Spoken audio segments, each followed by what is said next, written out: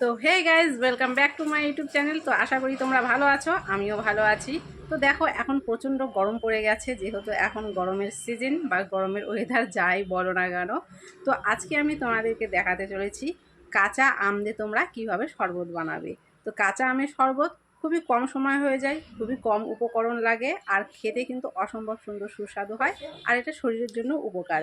তো কিভাবে আজকে কাঁচা আমের রেসিপিটা আমি করব সেটা তোমাদেরকে দেখিয়ে দিচ্ছি। পুরো ভিডিওটা দেখো আর নিজেরাও শিখে নাও, বাড়িতে বানিয়ে ফেলো, সবার মন জয় করে নাও। তো চলো বেশি কথা না বলে আজকের রেসিপিটা শুরু করে দিই।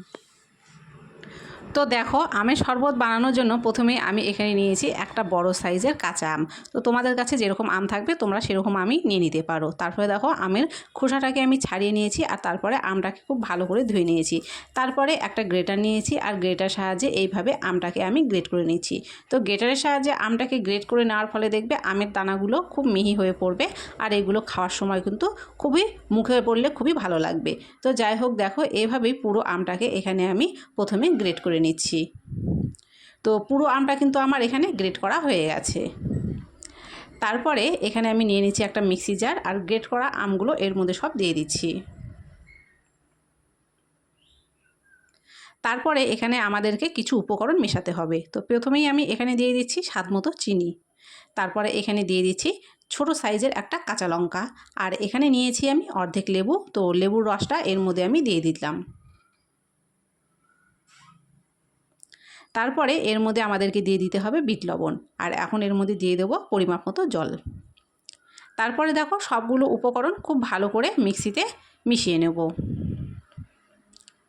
তো ভালো করে সবগুলো উপকরণ এখানে আমার মেশানো হয়ে গেছে, আর শরবতটা কিন্তু আমাদের তৈরি হয়ে গেছে। তো তোমরা চাইলে এখানে বরফ ব্যবহার করতেও পারো, নাও করতে পারো, তবে বরফ দিলে কিন্তু এটা ঠান্ডা ঠান্ডা খেতে হবে, খুবই ভালো লাগবে। তো আমি এখানে বরফের টুকরো নিয়েছি কিছুটা। তো প্রত্যেকটা গ্লাসে প্রথমে আমি বরফগুলো দিয়ে দিচ্ছি।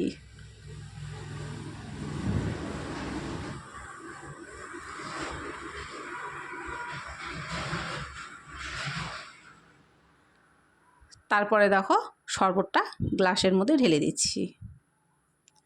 তো খুবই কম উপকরণ দিয়ে খুবই কম সময়ে খুবই সুন্দর একটা শরবতের রেসিপি আজকে তোমাদের সাথে আমি শেয়ার করলাম। তো কেমন লাগলো তোমাদের এই শরবতের রেসিপি কমেন্ট করে কিন্তু অবশ্যই জানাতে ভুলো না। আর বাড়িতে এটা করে খেয়েও আশা করছি সবার মন জয় করবে এই রেসিপি। আর যদি ভালো লেগে থাকে ভিডিওটাকে কিন্তু অনেক অনেক শেয়ার করে দিও।